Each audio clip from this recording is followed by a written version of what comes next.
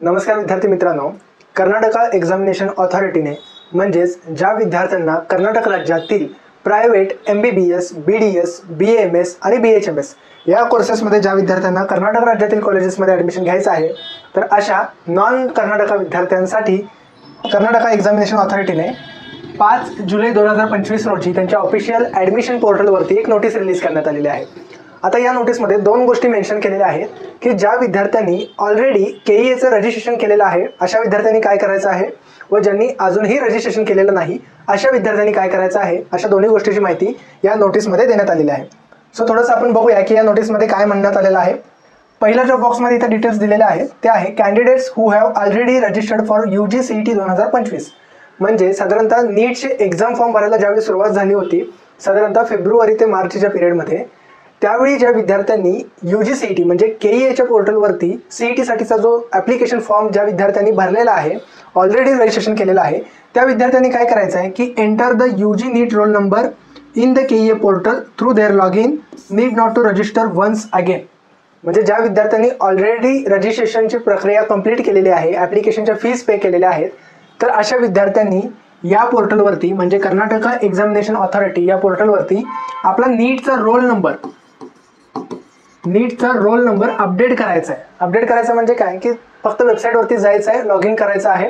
Log in केल्यानंतर तुमचा नीटच्या score कार्डवरती जो रोल नंबर असेल तो रोल नंबर फक्त या ठिकाणी एंटर करायचा आहे। तर हे करण्यासाठी आपल्याला मुदत काय दिलेली आहे बघा, 5 जुलै 2025 ते 8 जुलै 2025 सकाळी 11 पर्यंत।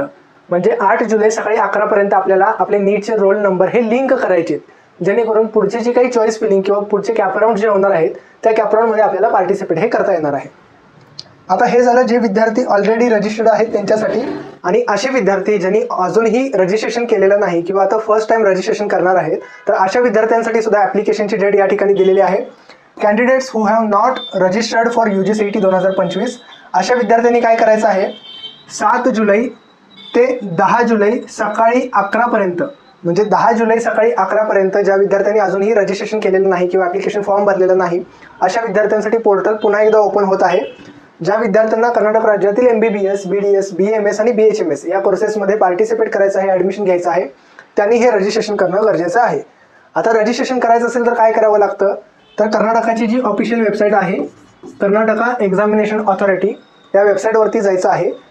त्याच्यामध्ये MBBS, BDS, BAMS आणि BHMS या अशा सगळ्या कोर्सेससाठी एक कॉमन पोर्टल आहे। ह्या सगळ्या कोर्सेससाठी जर तुम्हाला ॲडमिशन प्रक्रियेमध्ये भाग घ्यायचा असेल तर 2500 रुपये ऑनलाईन ॲप्लिकेशनची फी आहे, ही गव्हर्नमेंटची फीज आहे। ही फीज जर पे करून तुम्ही डॉक्युमेंट्स अपलोड केले असतील तर तुम्ही या ॲडमिशन प्रक्रियेमध्ये भाग घेऊ शकता। त्याचबरोबर डॉक्युमेंट्स काय काय लागतात बघा, पहिली गोष्ट म्हणजे आधार कार्ड लागणार आहे। त्याच्यानंतर काय लागणार आहे, SSC मार्कशीट, SSCचं मार्कशीट तुम्हाला पाहिजे। त्यानंतर 12वीच्या बोर्ड्स एक्झाम ऑलरेडी झालेल्या आहेत, रिझल्ट लागलेला आहे, HSC मार्कशीट तुमच्याकडे असणं गरजेचं आहे। त्यानंतर बँक पासबुक, का तर कर्नाटकाच्या ॲडमिशन प्रक्रियेवेळी बऱ्याचदा दुसऱ्या राऊंडमध्ये, तिसऱ्या राऊंड्समध्ये MBBS असेल तर काउन्सिलिंगचे डिपॉझिट्स अगोदर भरून घेतले जातात किंवा त्याला कॉशन मनी असं म्हटलं जातं, तर ते रिफंड करण्यासाठी तुमच्या बँक डिटेल्ससुद्धा किंवा बँक पासबुकसुद्धा तुमच्यासोबत असणं गरजेचं आहे। त्यानंतर फोटो, विद्यार्थ्याचा व्हाईट बॅकग्राऊंडचा एक फोटो आणि सिग्नेचर हे तुमच्यासोबत असणं गरजेचं आहे। तर तुम्हाला या KEAचा ऑनलाईन ॲप्लिकेशन फॉर्म हा भरता येतो। रजिस्ट्रेशन चालू झालेले आहेत, साधारणतः 3 दिवसाचा वेळ यावर्षी दिलेला आहे।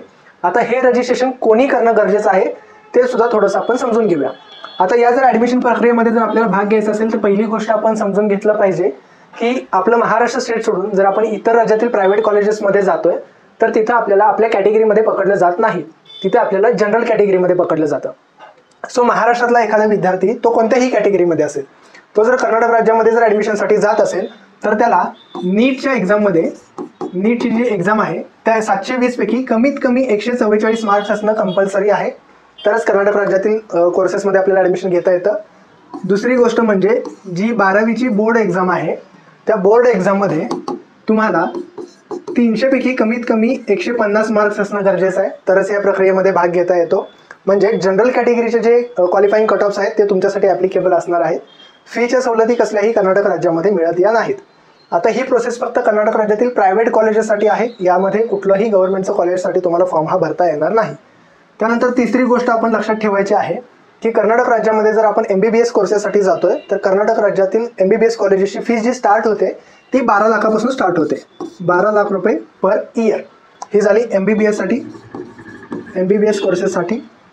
त्याच्यानंतर जर आपण BAMS कोर्सेससाठी जर जात असेल म्हणजे आयुर्वेदा कोर्सेससाठी जर जात असेल तर सध्या तिथं 3 कॅटेगरीजमध्ये किंवा 3 कोटासाठी वेगवेगळ्या प्रकारच्या फीज आहेत. पहिला कोटा आहे तो म्हणजे 2.5 लाख पर इयर. त्याच्यानंतरचा याला ऑल इंडिया कोटा म्हणलं जातं. यानंतरचा दुसरा कोटा असतो जर स्कोअर थोडासा आपला कमी असेल तर तो आहे 4 लाख पर इयर. आणि स्कोअर अगदीच कमी असेल म्हणजे 144 क्वालिफाईंग कट ऑफ आहे व 144 किंवा त्याच्या जवळपास तुमचा स्कोअर आला असेल तर बरेचदा तुम्हाला तिसऱ्या एका कोटामधून ॲडमिशन घ्यायला लागतं. त्याला म्हणलं जातं की NRI कोटा. तर त्याच्यासाठी 6 लाख पर इयर ही कॉलेजेसची पर इयरच्या फीज आहेत. मात्र या दिलेल्या फीजपेक्षा ही कॉलेजेस ॲडजस्टमेंट्स करून किंवा नेगोशिएट करून पॅकेजेस हे कर्नाटकामध्ये कमी करून दिले जातात.